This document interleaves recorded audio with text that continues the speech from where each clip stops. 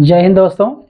आज हम आपको फिजिक्स के इस वीडियो में कैपिटल जी और स्मॉल जी में जो संबंध होता है उसके बारे में चर्चा करेंगे आपसे। ठीक है, तो कैपिटल जी और स्मॉल जी में संबंध जानने से पहले आप थोड़ा सा एक बार न्यूटन लॉ ऑफ ग्रेविटेशन के बारे में सुन लीजिए।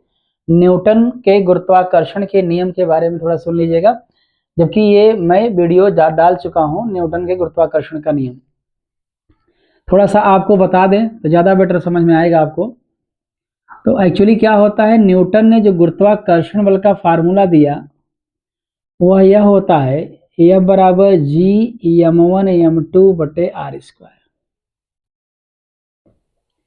ये आता कैसे है आप सिंपल में देख लीजिए, तब इसके बाद आगे बात करें। न्यूटन ने बताया था दुनिया की दो चीजें अगर एक दूसरे के काफी समीप हैं और उनके बीच की दूरी अगर स्मॉल आर है या capital R X Y Z ABCD कुछ मान सकते हैं दूरियों को, तो न्यूटन ने बताया कि अगर ये पास में रखे गए हैं तो ये इसको अपनी ओर खींचेगी और ये इसको अपनी ओर खींचेगी। जितना बल लगाकर खींचेंगी उसी बल को हम लोग गुरुत्वाकर्षण बल कहते हैं। और इस गुरुत्वाकर्षण बल का जो मान होता है इनके द्रव्यमानों के गुणनफल के समानुपाती होता है तथा बीच की दूरी के वर्ग के व्युत्क्रमानुपाती होता है। ये मैं बता चुका हूं, मैंने डायरेक्ट फार्मूला लिखा है बराबर जी m1 m2 बटे आर स्क्वायर, जहां कैपिटल जी ये नियतांक है जिसे हम सार्वत्रिक गुरुत्वाकर्षण नियतांक कहते हैं। इसका मान शायद आपको पता होगा, इसके बारे में हम आपको बताएंगे। जो कैपिटल जी का जो मान होता है मात्रक बीमा वगैरह इसके बारे में हम चर्चा करेंगे आपसे, लेकिन सबसे पहले हम आपको कैपिटल जी और स्मॉल जी में रिलेशन बताएंगे। कैपिटल जी और स्मॉल जी में रिलेशन क्या होता है, न्यूटन के गुरुत्वाकर्षण नियम की मदद से इन दोनों में रिलेशन हम निकालेंगे। तो चलिए सुन लीजिएगा। सपोज ये हमने पृथ्वी मान लिया और पृथ्वी का ये सपोज सेंटर है, इसको बिंदु O से दर्शा रहे हैं। और आपको पता है कि पृथ्वी का जो द्रव्यमान होता है या दुनिया की किसी भी वस्तु का द्रव्यमान उसके केंद्र पर काम करता है। तो पृथ्वी का द्रव्यमान संपूर्ण द्रव्यमान यमई माने हैं और यमई इस बिंदु पर काम कर रहा है। अब दूसरी बात, माना कोई वस्तु पृथ्वी की सतह पे रखी हुई, जैसे हम लोग पृथ्वी की सतह पे खड़े हैं, ऐसे में कोई वस्तु पृथ्वी की सतह पे है। तो आपको ये देखना है कि पृथ्वी का संपूर्ण द्रव्यमान इसके केंद्र पर काम कर रहा है। पृथ्वी के द्रव्यमान को यमई मास ऑफ अर्थ, अर्थ का मास जो है, अर्थ का द्रव्यमान जो है इसके सेंटर पे काम कर रहा है और ये वस्तु पृथ्वी की सतह पे स्थित है। तो अगर ये पूछा जाए कि दोनों के बीच की डिस्टेंस कितनी है तो आप बताएंगे पृथ्वी की त्रिज्या के बराबर है। Suppose this is the R E, इसको पृथ्वी की त्रिज्या क्या माने हैं हम, आर ई माने हैं। अब एक तरीके से पृथ्वी का द्रव्यमान यहाँ पर है, एक वस्तु यहाँ पर है जिसका द्रव्यमान यम है। अब पृथ्वी इस वस्तु को और ये पृथ्वी को अपनी ओर खींचेंगे, किस बल से, गुरुत्वाकर्षण बल से। और इस गुरुत्वाकर्षण बल को हम लोग निकालेंगे F बराबर चलो सूत्र ही प्राप्त कर देते हैं, सूत्र ही प्राप्त कर देते हैं तो आपको ज्यादा समझ में आएगा। न्यूटन ने बताया कि ब्रह्मांड के किन्हीं दो पिंडों के बीच लगने वाला गुरुत्वाकर्षण बल F या Fg इन पिंडों के द्रव्यमानों के गुणनफल के समानुपाती होता है। इन पिंडों के द्रव्यमानों का गुणा कर दीजिए, इक्वेशन नंबर फर्स्ट।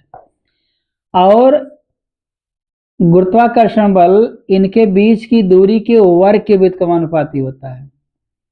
व्युत्क्रम का मतलब 1 के बटे कर दीजिए, वर्ग आप लगा दीजिए, समीकरण 2 बन जाएगा। समीकरण 1 और 2 को आप मिला दीजिए।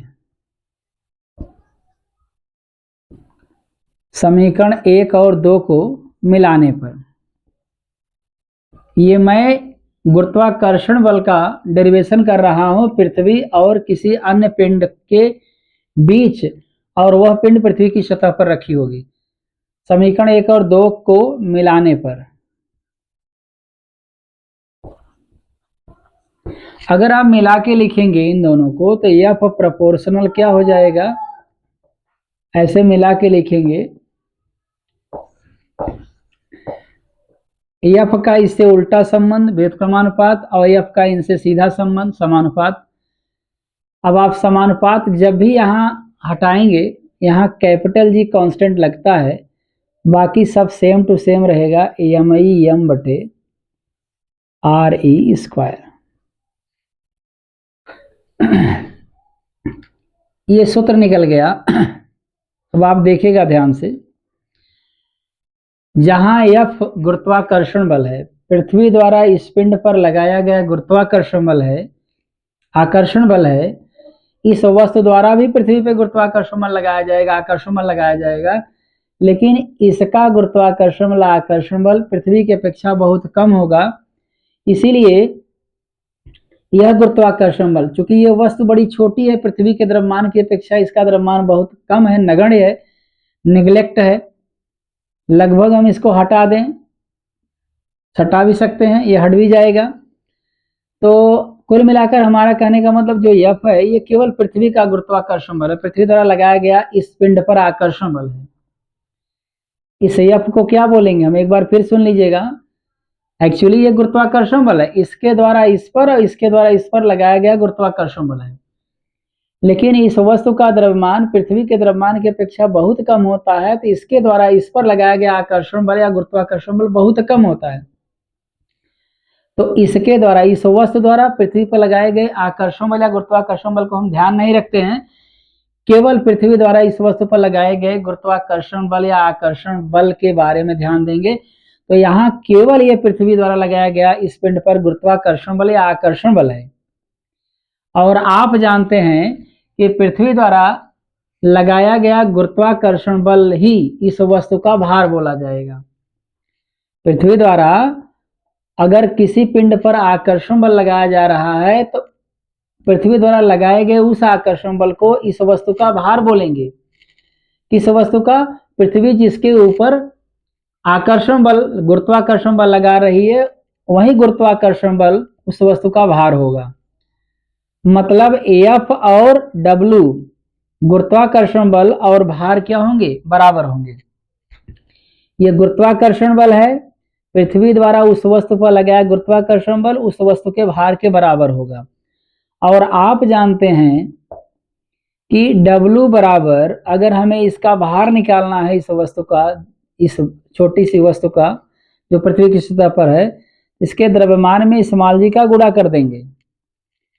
मेन फार्मूला यहाँ पर मैंने बनाया, आप देख लीजिएगा।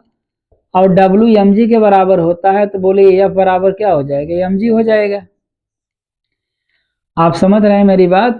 F और W बराबर हैं, तो W mg के बराबर होता है, तो क्या W की जगह mg नहीं लिख सकते? तो F बराबर mg आ जाएगा। ये बन गया। ये समझ में आ रहा होगा आपको। ये इक्वेशन नंबर फर्स्ट मान लीजिए। अब इक्वेशन नंबर फर्स्ट में